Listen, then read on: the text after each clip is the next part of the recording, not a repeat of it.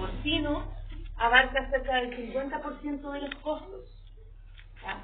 Es decir, del total de costos de mi explotación, el 50% se lo llevan los gastos de la alimentación, compra de ingredientes, raciones especializadas, cargos mezcladores, suplementos, entre otros. Tenemos otros factores que también influyen, como por ejemplo el manejo, el ambiente de los animales y la sanidad, la curación, etc. Pero la nutrición se lleva el 50% del total. ¿Ya? Esto ya lo vimos, lo revisamos, vimos algunas razas, ¿cierto? Genéticas especiales. Esta es la otra empresa, Topic. Una es PIC y la otra es Topic. ¿Ya? Son ambas empresas que tienen el monopolio de la genética porcina a nivel mundial. ¿Ya? Bueno, acá está lo que les decía. Si vemos este gráfico de torta, vemos que en este caso el 70%, 65 al 70% es la alimentación. ¿Ya? Al menos el 50%, pero puede llegar incluso al 70%. Imagínense lo importante que es la alimentación. Si ustedes no la trabajan bien, van a perder dinero. ¿Ya? Luego tenemos, en este caso, el recurso humano, que son los trabajadores de la explotación, seguido por la comercialización de los productos, la administración del plantel, la sanidad, la energía y la genética, ¿ya? Que es la compra de este semen que les había mencionado. ¿Cuáles son los productos estrellas de la producción porcina? Dos: el maíz y la soya. Habíamos visto en las vacas lecheras que idealmente se hacen las raciones siempre mezclando leguminosas con gramíneas. Acá el cuento es similar.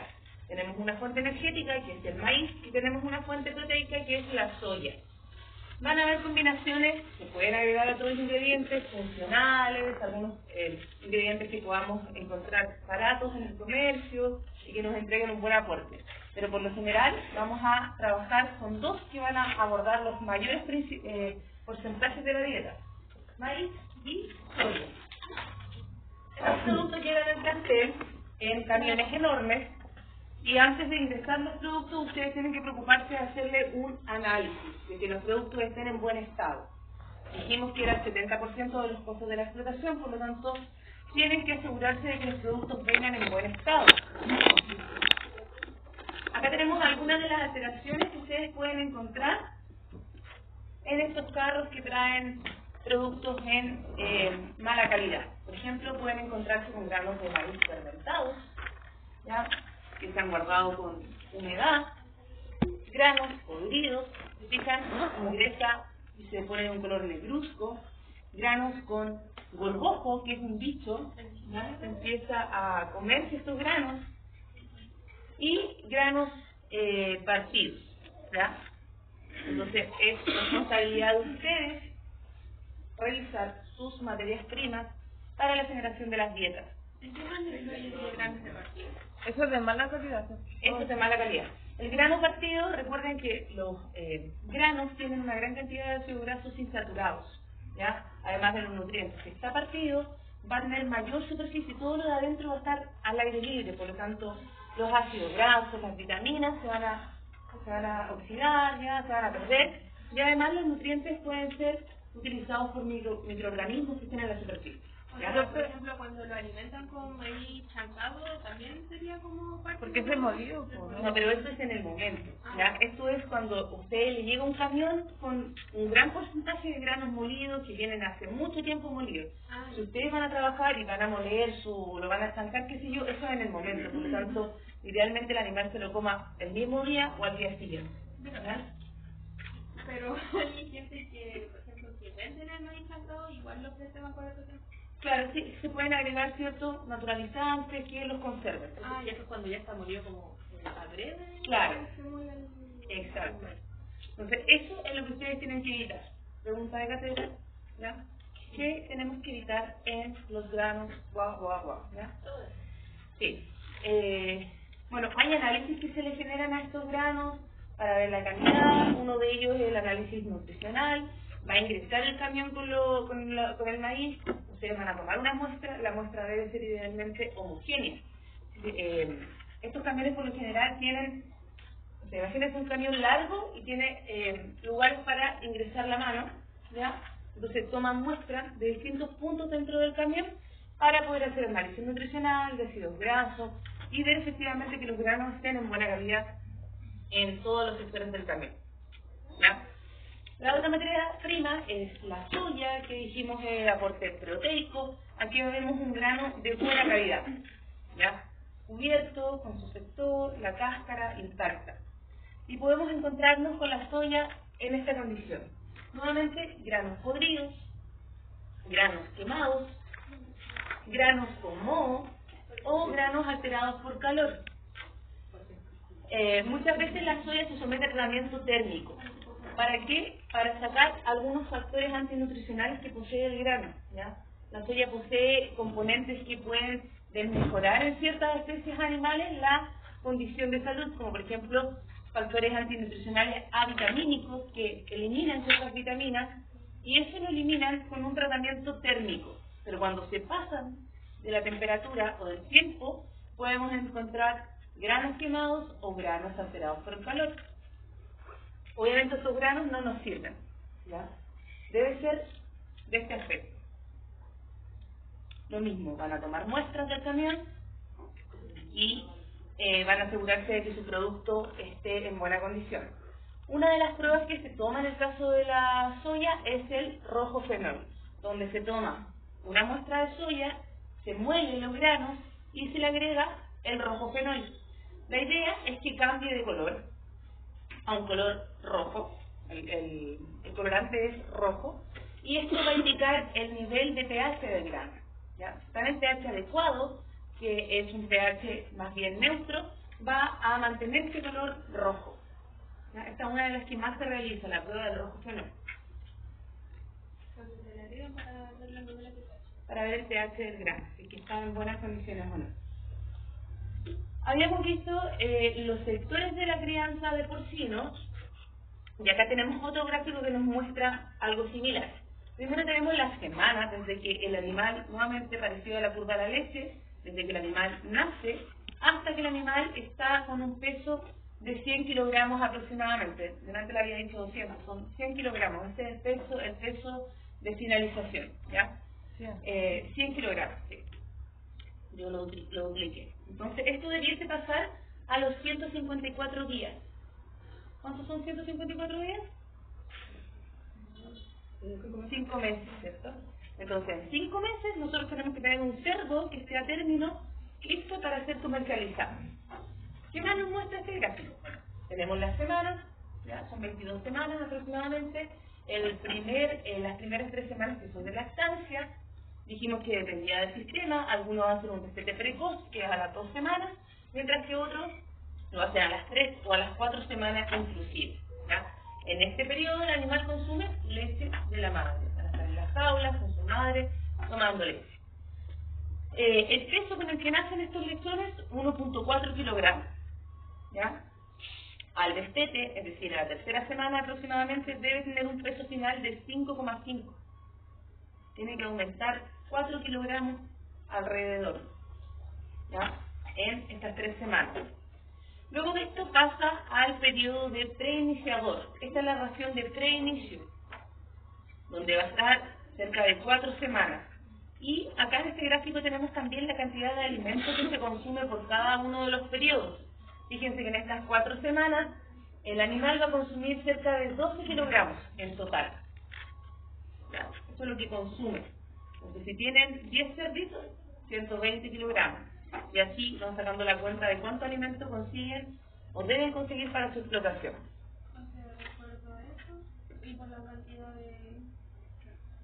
Sí, esta es la cantidad individual por cada uno de los cerdos durante la etapa, ¿ya? 12 kilogramos durante estas 4 semanas. Luego en el nivel de iniciador consumen cerca de 22 kilogramos y fíjense que deben terminar con 30 kilogramos de peso. A las 10 semanas de vida, ¿ya? Cerca de 2 meses y medio, el cerdo ya tiene que estar con 30 kilogramos de peso. Luego tenemos el crecimiento, termina con 50 kilogramos de peso, el desarrollo termina con 75, para finalizar en la engorda con 100 kilogramos y pasar al comercio, a las faenas. Estos son los puntos que ustedes deben considerar. Cada uno de ellos dijimos que tiene particularidades de la alimentación. vamos a centrarnos en algunos para ver ciertos detalles, ¿ya? No en todos. Hay guías, hay manuales de alimentación y de producción porcina, hay guías especiales de acuerdo a la línea genética que ustedes estén trabajando. Por ejemplo, las empresas que mencionamos anteriormente, Topics y PIC, sacan sus guías cada 3 años, donde están todos los requerimientos de los cerdos, de cada etapa, le dan las pautas a ustedes de qué darle a los cerditos en cada una de ellas. Ya, consideraciones. Los cerdos son animales de tipo monogástrico, por lo tanto tienen requerimientos especiales en relación a los aminoácidos. Otros requerimientos especiales tienen que ver con las vitaminas, eso lo vimos en la segunda clase, tercera clase de micronutrientes, ¿verdad? Porque no tienen esta flora ruminal que les aporte las vitaminas, como en el caso de los rumiantes. Entonces acá, preocupación especial en la proteína y en las vitaminas. Acá van a tener el concepto de proteína ideal. ¿Qué es la proteína ideal? Es una proteína que no tiene ni excesos ni déficit de aminoácidos. Es decir, aporta lo que el animal requiere. Si el animal requiere un 100% de X listado de aminoácidos, la proteína ideal le da el 100%. ¿Cuál es la proteína ideal para nosotros? ¿Cuál es la proteína ideal para nosotros? La que más se acerca a lo ideal. Es decir, yo necesito 2 de metionina, por dar un ejemplo, 3 de lisina, así. Tengo un listado de aminoácidos y ese listado, ¿qué proteína me lo cumple? Casi al 100%. ¿La del pescado? No, la del... La del pollo, creo que... ¿Las carnes blancas o no? Una de las mejores proteínas es la del huevo. ¿Ya? Como huevo, la nana, es por eso. Es porque el perfil aminoácido que tienes es similar a lo que nosotros requerimos. Ahora, ¿cuál sería la proteína ideal? La de la carne humana. La que nosotros deberíamos ser caníbales. ¿Ya? Porque es la que nos entregaría la misma cantidad de aminoácidos que nosotros requerimos. Obviamente eso no pasa. No somos caníbales, por eso consumimos animales que tienen un perfil. Esperemos que no pase ni la. Claro, ¿qué pasó hace poco? Ya, bueno, pero ¿se entiende? No coman humanos, pero... ¿Sí? Lo que pasa es que todas las proteínas, las fuentes proteicas tienen perfil aminoácido, es decir, sale el listado de aminoácidos y la cantidad que aporta. La mejor es la del huevo, pero por ejemplo la proteína del pescado, como dice la compañera, también es una buena fuente de aminoácidos. Aporta, no recuerdo muy bien, creo que un 77%. Del 100% creo que me aporta un 77%, mientras que el huevo me aporta un 90%. Y así, entonces, cada una de las proteínas, fuentes proteicas, va aportando un porcentaje de proteína ideal. Idealmente la proteína cumpla con el 100%, pero eso no existe, entonces hacemos mezclas. Mezclamos, incluso podemos agregar aminoácidos sintéticos. ¿Ya? El huevo de gallina. Yo, las tablas que he visto son huevos de gallina. Probablemente los dos sean similares, pero las comparaciones que son con huevo de gallina. Sí, el más común. El más común. Entonces, esa es la proteína ideal. Ustedes tienen que comprar ingredientes que tengan un perfil cercano al ideal, ¿ya? ¿Qué les va a dar esa información? Laboratorios nutricionales que les den el perfil bromatológico, que les den el perfil aminoácido para ustedes hacer su comparación, ¿ya? Lo otro importante que nosotros ya lo vimos cuando vimos la cuantificación o medición de proteína en cerdos es que acá tenemos que considerar la lisina, ¿ya? ¿Se acuerdan en qué porcentaje era importante la lisina? ¿Del total? 5,4. Muy bien, 5,4. Del total de la proteína digestible que ustedes cuantifican para su animal, el 5,4 era lisina. ¿Por qué? Porque es un aminoácido limitante. ¿Por qué lisina y por qué no otro? Porque la lisina tiene la capacidad de generar otros aminoácidos, ¿ya? Entonces se convierte dentro del animal. Este es el limitante. Ya. Y ya recordar también que para poder, queremos que nuestro animal crezca, que aumente de tamaño, que llegue a los 100 kilogramos, para eso tienen que aumentar la masa muscular, también la masa de tejido adiposo, pero en menor cantidad. para que aumente la masa muscular necesitamos proteína, pero para que se sintetice proteína necesitamos también energía. Por lo tanto, no podemos dejar de lado la energía, ¿ya? Entonces tenemos que ir con la energía y la proteína de la mano. Acá está lo de la proteína, la energía.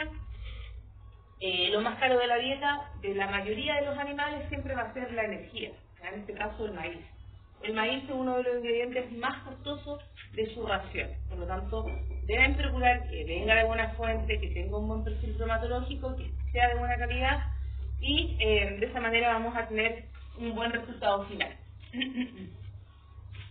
Acá también en el sistema de producción porcino se usan, al igual que mencionamos, pero no observamos, los carros mezcladores. En este caso, para la producción de porcino son más pequeños, ¿ya?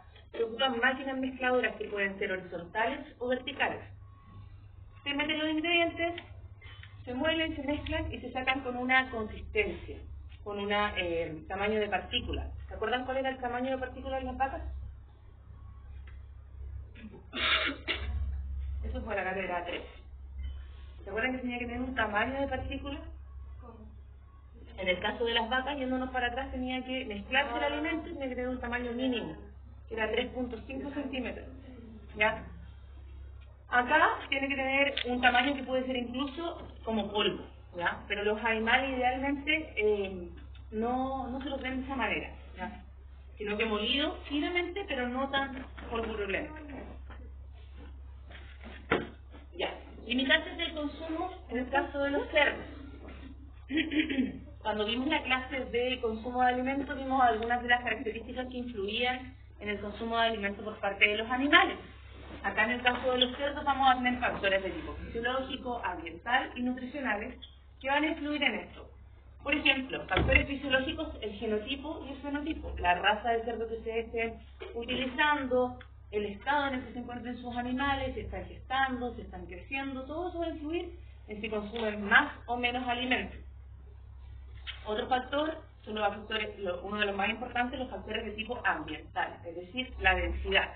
Hablamos hace un rato que idealmente los animales los mantengamos del mismo tamaño y se vayan moviendo juntos porque se conocen, se reconocen, evitamos y reducimos las peleas, ¿ya? Lo mismo, la densidad es un factor esencial para que mis animales puedan consumir la cantidad de alimento que yo requiero para que crezca. En el caso de cada ciclo vimos que hay una cuantificación de kilogramos, 12 kilogramos, 22 kilogramos, para eso necesito que estén en un número adecuado.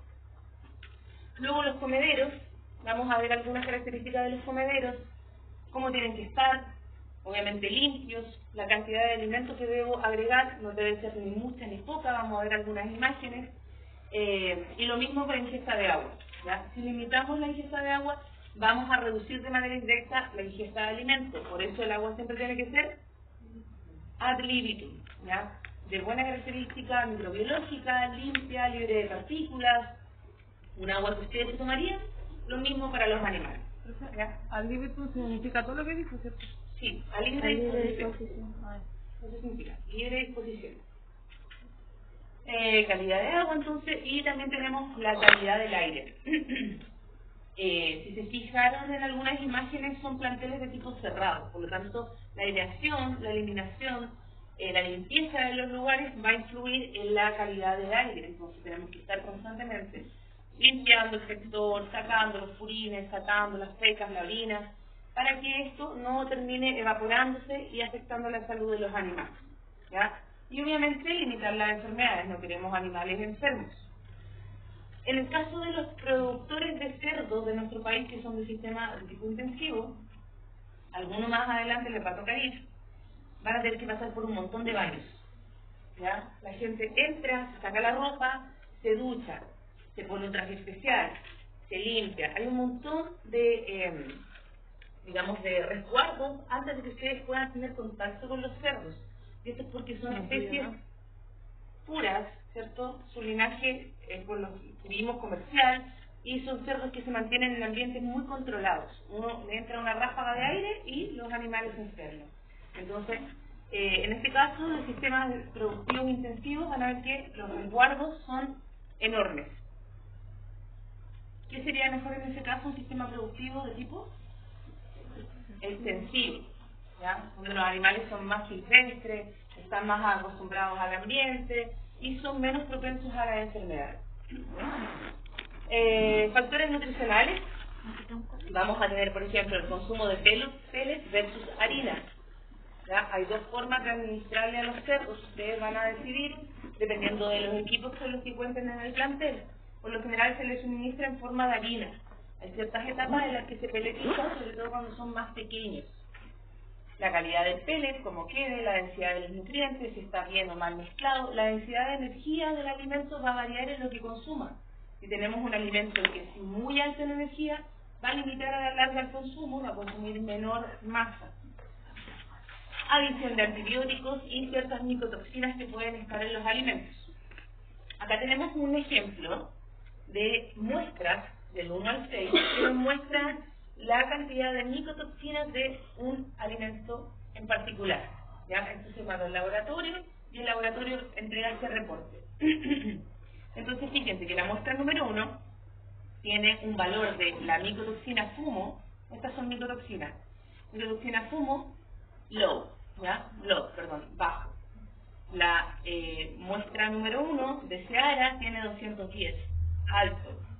Tiene 0 de la micotoxina GON, mientras que de la micotoxina T2 tiene 7.3, valor bajo. Y así, ¿quién me puede decir cuál sería el mejor ejemplo o el mejor alimento, la mejor muestra a considerar de acuerdo a las distintas micotoxinas?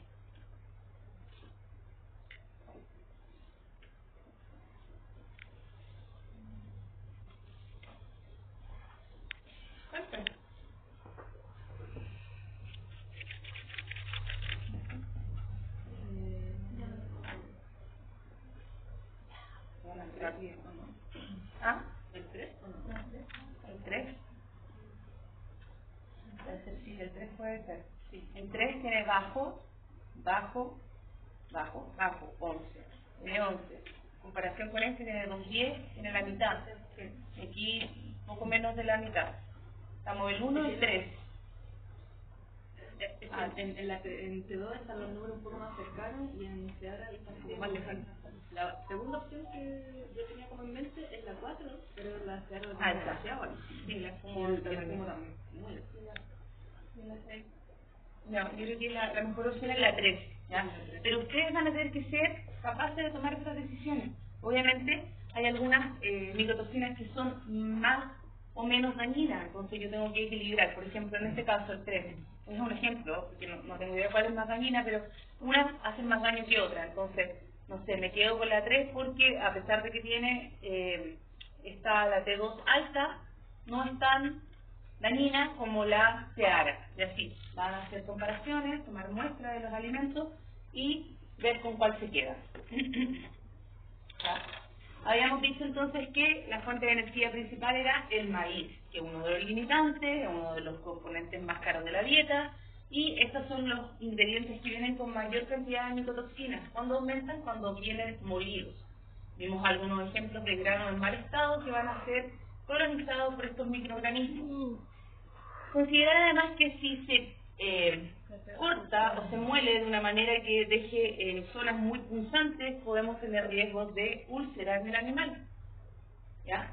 Entonces, si se va a moler, debe ser con bordes que queden suaves. Otra fuente de energía, aceite. Normalmente aceite de soya. Y acá están los porcentajes de inclusión. Va de 3 a un 5% de inclusión. Sobre el 8%, igual que los rumiantes, vamos a tener problemas. Recuerdan de que sobre el 8% de fuentes de lípidos generaban problemas de la alimentación por muerte interna de la flora ruminal. En este caso pasa algo similar. Entonces debemos evitar porcentajes mayores al 8%. Otras fuentes de energía, arroz y trigo. Entonces, pregunta de carrera, fuentes de energía, maíz, aceite, no mayor al 8%, arroz y trigo.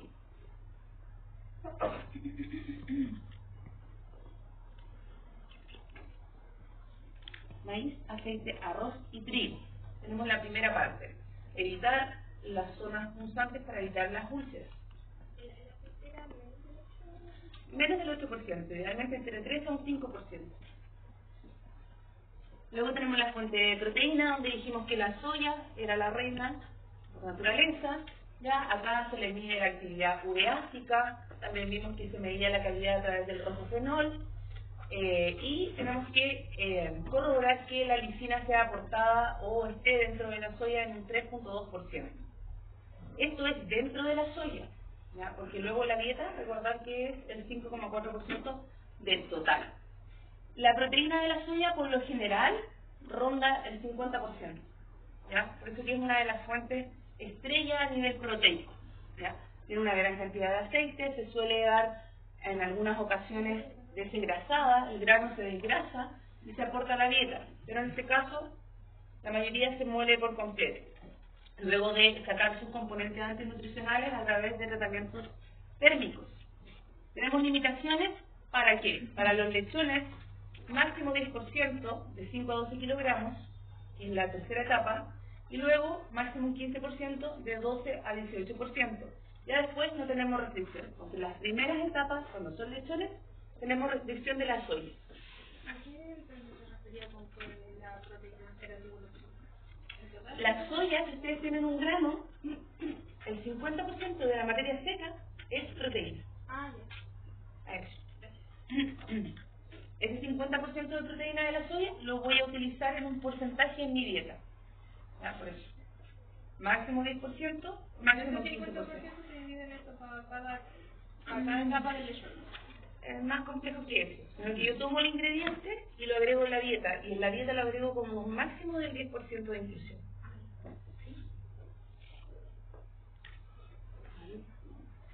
Ya, otras fuentes de proteínas son de origen animal, como por ejemplo la harina de pescado, harina de carne, harina de hueso, subproductos de la leche, plasma. Muchos de estos ya no se utilizan. ¿Cuáles no se utilizan? La harina de hueso, ya casi no se usa, y la harina de carne. El plasma se suele utilizar, pero es un producto que es poco apetecible por los animales, ya tiene baja palatabilidad, por lo tanto, si bien tiene un porcentaje de proteína alto, no se consume muy bien. Los subproductos de la leche son fuentes proteicas que ustedes van a poder utilizar. ¿Por qué? Porque lo pueden obtener de una quesería, que a lo mejor quiere cerca de su explotación, compran este suero y lo mezclan, y a los lechones les encanta, ¿ya? Obviamente, después de que dejan de mamar, siguen teniendo el gusto por la leche, y el suero o subproducto tiene cierta característica organoléptica de la leche, de la fuente desde donde se obtiene, ¿ya? Y la harina de pescado se utiliza, pero en bajo porcentaje, porque es una fuente de alto costo, ¿ya? Hay una competencia alta por este producto. Primero, el pescado, lo que queda, se produce harina de pescado, y la mayor parte de ella se va a la producción de alimentos para salmones, ¿ya? Además, la harina de pescado tiene ciertos ácidos grasos que pueden quedar en la carne, en la grasa particularmente, dándole un olor desagradable al producto. Entonces, este ingrediente es caro y se debe agregar con ciertas restricciones para evitar el traspaso de estas características que pueden ser negativas para los clientes. Obviamente, ustedes no se quieren comer un trozo, no sé, un lomo de cerdo pasado a pescado. Raro. Estás comiendo pescado o cerdo. Pero lo pueden considerar en ciertos porcentajes de inclusión. El plasma es parte de la sangre, ¿cierto? Entonces, sacar la sangre, desangrar a los animales, es de un color blanquecino, se seca. Se le saca toda el agua y queda como un polvo, como leche en polvo, así queda el plasma. Pero se mezcla con la soya que ustedes muelen, la harina, el maíz, y se le echa el plasma en un porcentaje. Pero seco, ¿no? Seco, como polvo. El suero es lo único que se echa como en formato líquido. Todo lo demás es harina. La harina de pescado, vamos a hablar un poco de ella. La proteína es hasta un 70%, depende de esto, de qué fuentes de pescado estén generando, o sea, se estén utilizando para generar la harina. Tiene hasta un 5,5% de lisina, mucho más de lo que tiene la soya, y tiene además un porcentaje alto de energía porque posee a su vez aceite de pescado. Por lo tanto, esta es una fuente de omega 3, que dijimos es un ácido graso esencial para los monogástricos sobre todo, ¿ya? Hay que decidir siempre que no esté la salmonela presente. Y también tenemos limitantes, al igual que la soya, máximo 10% en las dietas de iniciadores, 5% en engorda por el tema del alimento que se traspasa el sabor y la limitante es el precio, ¿ya? En la etapa de lactancia y del animal gestante. A las hembras gestantes podríamos darle mucha harina de pescado porque tiene beneficios, omega 3, proteica, energética, pero el precio es limitante en este caso. ¿5% igual es la lactancia? No, en lactancia el limitante es el precio. Ahí ustedes pueden agregarle mayor cantidad, ¿no? Porque no vamos a vender esa carne, sino que es un buen momento para agregarla en altos porcentajes. Ustedes van decidiendo, de acuerdo al precio del mercado. Si pasa que, no sé, en 2 años más la harina de pescado está agotada, la agregan en altos porcentajes durante esa etapa, ¿ya?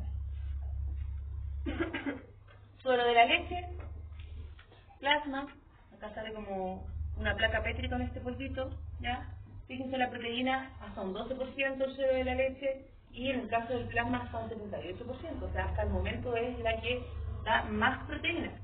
Dijimos soya 50%, harina de pescado 60% y acá 78%. Pero tenemos este limitante del sabor. En el caso del pot de sete, hasta un 5%, ¿ya? Y acá en el suero de la leche no tenemos limitantes.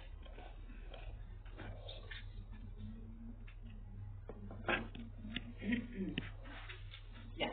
Hay varios tipos de estrategias para la formulación de dietas. Acá solamente las vamos a mencionar. Hay estrategias que se basan en el crecimiento, es decir, yo quiero que mis animales después de este tiempo tengan este crecimiento y esa es mi estrategia. Yo me concentro en que mis animales crezcan. Mientras que otras estrategias son basadas en la reducción de costos.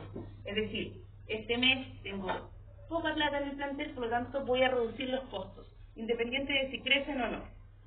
Entonces, depende de cuál es el enfoque de su plantel, de su sistema, ustedes van a tomar una u otra estrategia.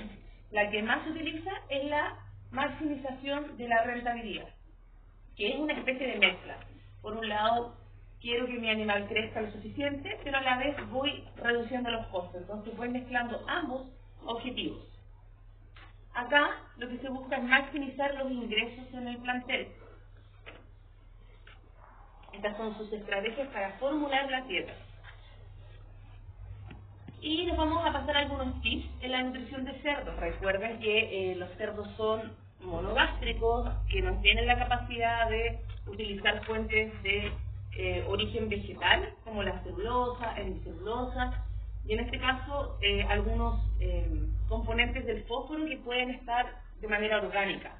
Por lo tanto, idealmente en los cerdos agreguemos la enzima fitasa. La fitasa va a ayudar a que tengamos mayor digestión y mayor absorción del fósforo en estos animales, ¿ya? Cobre y zinc son dos minerales que son micronutrientes, debemos agregarlos en bajas cantidades, pero debemos asegurarnos que estén. El cobre y el zinc son esenciales. ¿En qué participa el cobre? Su clase de micronutrientes, cátedra 1.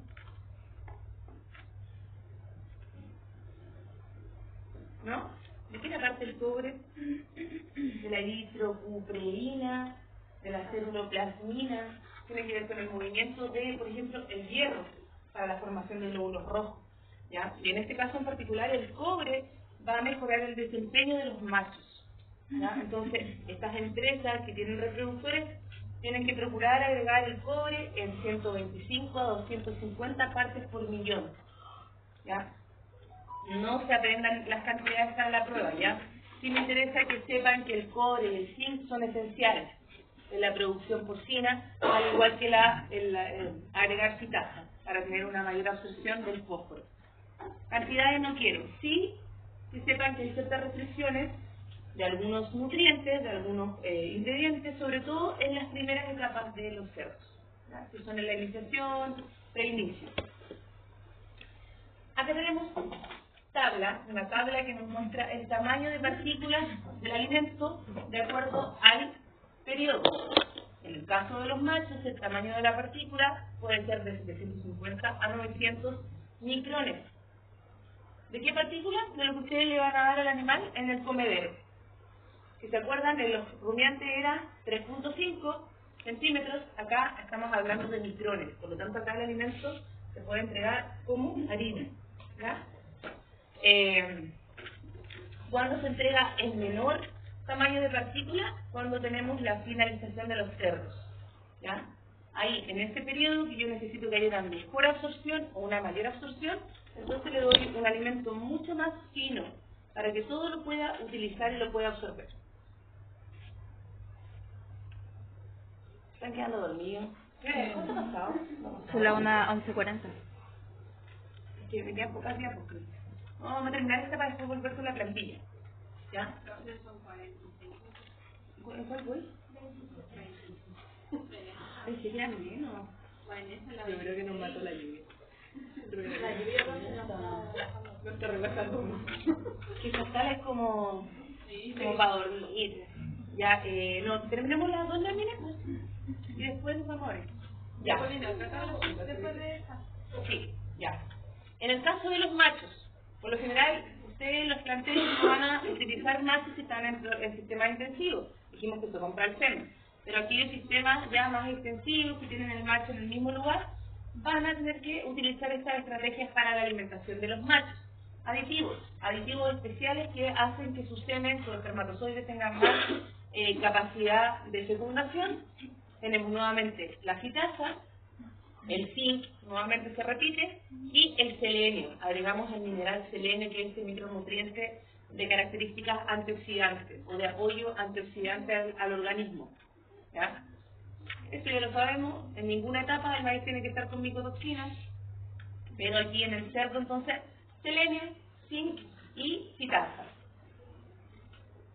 Acá está la tabla.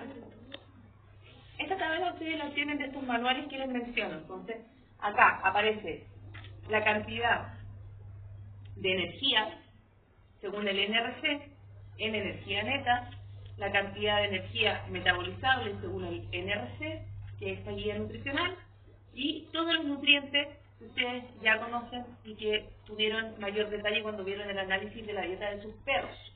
¿Sí? Ahí profundizaron un poco más y vamos a profundizar mucho más en la dieta de las vacas. Hay una de estas tablitas para cada etapa, esta es para los machos. En el caso de las chantillas, que son estas cerdas que van a ir a reemplazo, el objetivo es que ganen peso y que luego al momento de la inseminación queden gestantes, ¿ya? Entonces acá tenemos que darle la ganancia de peso diaria debe ser de 0,77 kilogramos por día. Ese es el objetivo, ¿ya? Tenemos que generar un desarrollo del tracto óseo, del tracto reproductivo, del esqueleto, del tracto reproductivo, y el aparato locomotor en las hembras que ustedes seleccionen debe ser fundamental, que estén bien aplomadas, ¿cierto?, para que aguante el peso de todos los lechones al momento de la gestación. Peso ideal al momento de la inseminación artificial, 160, menos de 160, que no sea una cerda obesa, que esté en una condición ideal, escala de 1 al 5, 3, ¿ya? Acá está la tabla de la chanchilla, lo pueden ver con más detalle. ¿Hay que aprendérsela? No va a aprender. No. Ahí nos mata, pero... No. Acá tenemos entonces las adultas ya cuando están gestantes, la condición al momento del parto, evitar, al igual que en los rumiantes, el estado de obesidad, ¿sí? Hay que manejar entonces nuevamente la condición corporal para tener un adecuado desarrollo fetal y que al momento del parto no tengamos problemas. Bueno, si estamos en esta condición de obesidad, tenemos un bajo consumo por lactancia, que es lo mismo que pasaba en los rumiantes. Estos animales están deprimidos de manera fisiológica, por lo tanto van a consumir menos alimentos, van a perder mayor cantidad de peso, van a producir menos leche para los lechones y van a destetar a los animales más livianos, o sea, no van a alcanzar el peso ideal que dan. ¿Qué peso deberían tener? 100. No, pero al momento del destete, 35, ¿cierto? Empezaban con 1.4 que nacían y terminaban con 5. Sí, ¿ya? Entonces evitar las gordas en estado de obesidad. Para eso ustedes deben restringir la alimentación de ellas en el último tercio de la gestación, ¿ya? Ya, vamos a break.